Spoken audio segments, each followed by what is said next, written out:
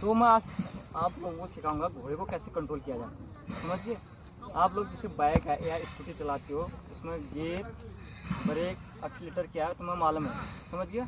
तो घोड़े में क्या होता है, घोड़े का ब्रेक है ये रेंस, ये है बिटॉन। तो दोनों को मिला के क्या बोलते हैं, रेंस बिटॉन। समझ गया? या हमारे नॉर्मल भाषा में क्या बोलते हैं इसको, राफ्स, या हाँ हमारी उसमें भी लगाम भी बोलते हैं। समझ गए? तो क्या सब कंट्रोल करने वाला ये है। अगर ये प्लेन होता है, ये यहाँ पर एंगल टाइप का नहीं होता, तो ये क्या होता है, अगर हम यहाँ इस साइड खींचते तो इधर को चले जाता है, इस साइड खींचते तो यहाँ से इधर निकल जाता है। इसलिए ये एंगल दे रखे हैं, क्योंकि घोड़ा जैसे मैं उधर को खींचूंगा कटेगा, ये कट रहा है ना, इधर भी खींचूंगा। ये क्या है, इनका ब्रेक कंट्रोल करने के लिए सबसे अच्छा राशि है, और चीज़ से कभी कंट्रोल हो ही नहीं सकता है। समझिए?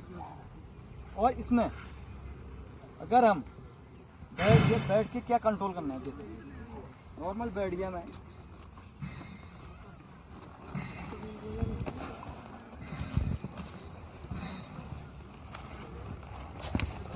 वो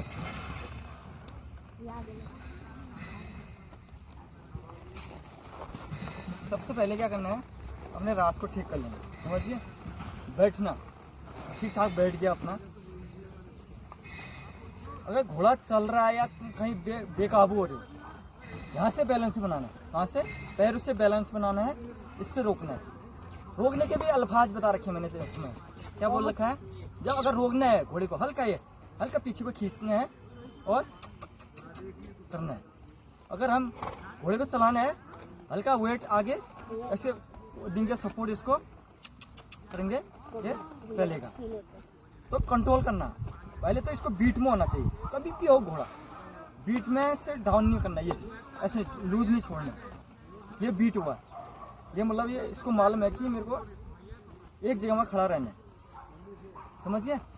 बीट में डाउन ऐसे ढीला करके नहीं खींचना है, ऐसे इसको यहीं से खींचना है ना? समझ गए? ये जरूरी है घोड़े को बीट में रखना। तो आप लोग इसे कैंटर कर रहे हो, कैंटर के वक्त भी क्या करना है, ऐसे लूज आगे नहीं वेट नहीं करना। ये आगे वेट हो रहा है तुम्हारा, क्या हो रहा है, ये लूज हो जा रहा है। ये बीट में होना चाहिए, जैसे दिनेश करता है, टक रखे रहता है, उसका घोड़ा कभी कट नहीं मारता है। बस इतने में, अगर दौड़ भी रहा है सीधे रखो उसको, हालांकि पीछे भी नहीं खींचना है, टाइट रखो उसको, मालूम है कि मैं बीट में हो, मेरे को इसी लाइन में चलना है। और हल्का कहीं टर्न करना है तो हल्का हल्का घुमाना है। समझिए? और डरना नहीं है, और घोड़े में बैठना, सुरक्षा और नियंत्रण। समझ गए? अपनी सुरक्षा भी है और नियंत्रण भी बहुत जरूरी है करना। क्लियर हो गया? yes. पहले बैठने से पहले कभी संतुलन, ये संतुलन है हमारा, संतुलन बन रहा है ना, ये संतुलन है, यहाँ से पहनना है संतुलन, किससे, पैरों से, इससे बनाना है संतुलन। क्लियर है?